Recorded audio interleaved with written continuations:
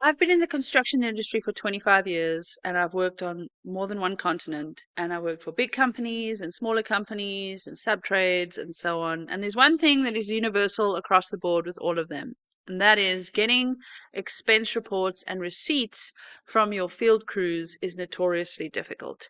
That's especially true if they're on an out of town project where you can't catch them when they come into the office to get their receipts from them. So we thought, because we're making things simple on job site forms, we'll build an expense report that makes it easy for your crews to send their receipts to your accounting department or to the person that they report to. So I'm going to show you exactly how this works on job site forms. So the expense report is available to both field and full users. So your production, your crews on site can use it, and it's also available in a full account with additional bid documents and so on.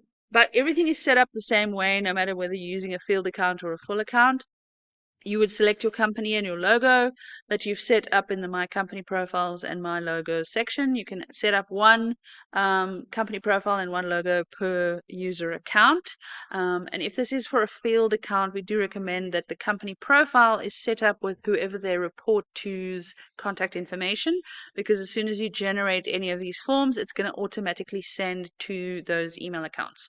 So you can have it set up with one email address for the login, which we'd also recommend using a company email address or an email address that you've set up for them, because if they ever leave, you might want to reassign the account, and everything that they generate in that account would be saved in the My Files area, so you want to have access to those documents after they leave.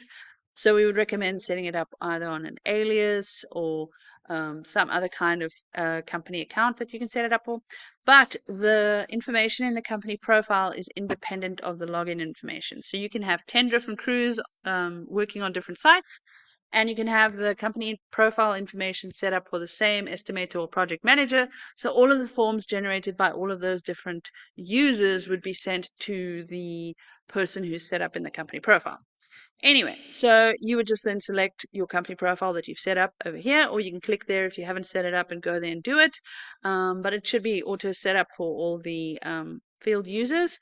And then logos, we do recommend that you use a rectangular logo just because it looks better when it's put onto the forms. This will automatically generate onto your forms, so everything is branded and everything's going to have the same logo, and it's going to look like it took you hours and hours to do when actually it takes 5 minutes. Next up is project information. All of the documents that we've built on job site forms do cache information, so it stores the information that was entered into that form the last time it was used, which is useful if you have a person working on, let's say this person is working on this new garage build and they need to submit more than one expense report. They can come in here and it'll automatically tell them which expense report they need to do next. So it'll be 2 or 3 or whatever it is. Or you can go to the My Files section. I'm just going to show you this real quick. And then you can type in, or you can actually search document number. All of our documents have prefixes. So if you look for EXP, it's going to give you all of the expense reports. So you can actually just bring up what you've done, and then you can see what document number you need to do next. Although it is cached, like I said, on the form, so it makes it super simple for them. So just going to go back to our form that we were looking at.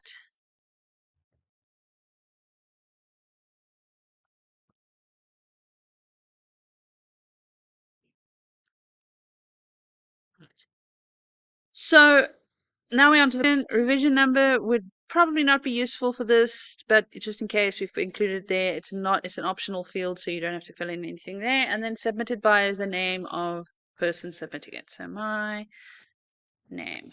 Right. Now we've got the actual expenses, and this part is super simple as well. You would type the supplier name, type the description of your expense, enter the amount that you're expensing, and then you would select the file. This, you can just take a picture of this, or you can scan it if they've got a scanner or something. You can do it from your phone, from a tablet, so you can just take a picture of it. It's real easy. And then you would open the file and then upload it, and once it says 100% there, it's attached to this document. Now we're going to go to the next one, which is Ridge Peak Tool Rentals, equipment hire, and then the amount, and we're going to do exactly the same thing. I've got 2 receipts here, So I'm just going to select receipt number 2 and upload that file. Now, if you had a receipt where some of the expenses were for the project and some was personal and so on, you could just write on the receipt or mark it off somehow or whatever, and then take a picture of that and then upload it. And then if you look at right at the bottom of this form, there is a comment section where you can put the comments in there. So you could just say on receipt for blah blah blah, everything highlighted in pink is for the company. Everything that's not highlighted was my personal purchases, so it's not included in this expense report or whatever you might want to need to put in there. Next, you're going to hit the generate document button, which is what you do with all the forms on JobSite Forms. And a second later, you're going to have your expense report. It's going to take all of the information that you put in there. It's going to put in the company information over here. This email address is where everything is going to get sent, and then you're going to see submitted by the name of the person who's done it. This preview doesn't look exactly like the final version is going to look. This just allows you to check everything and make sure you don't have to change anything or whatever, in which case you can just go back up here, alter it, and then hit the button again, and then it will generate your report for you. Based on those changes. And then it's going to calculate a total at the bottom here, so you don't have to actually do that manually. So it's going to take all these amounts that you've put in here, and it's going to calculate and tell you what the amount is. Now I'm just going to hit the PDF button. Give it a second.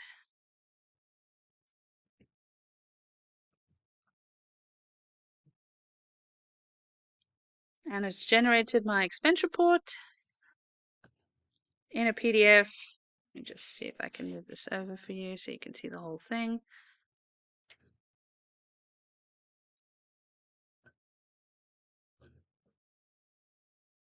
I can't resize the box.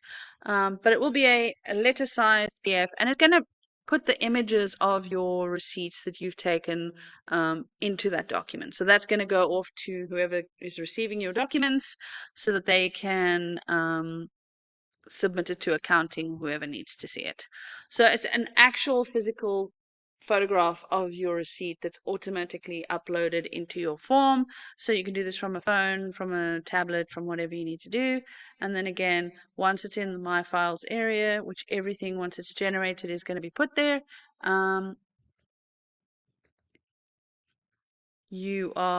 these cannot be deleted, so it'll always be there.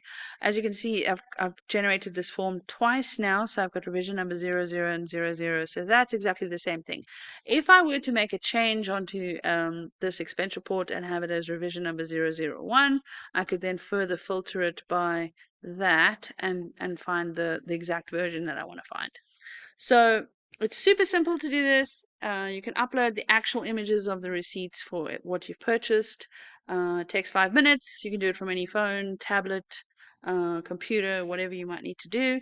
And it will auto send to whoever's set up in the My Company Profiles section for that particular user account. So we recommend that you set up the person your field crews are reporting to, so that is independent of their login information, and then just everything that they will access it, but also email directly to whoever is on there. So they don't even have to open Outlook to send this email to you. It'll automatically do it from our site without them ever having. And that's how we're making forms easy for everyone. It gives you all the information you need, but it doesn't take forever for them to get on with their day.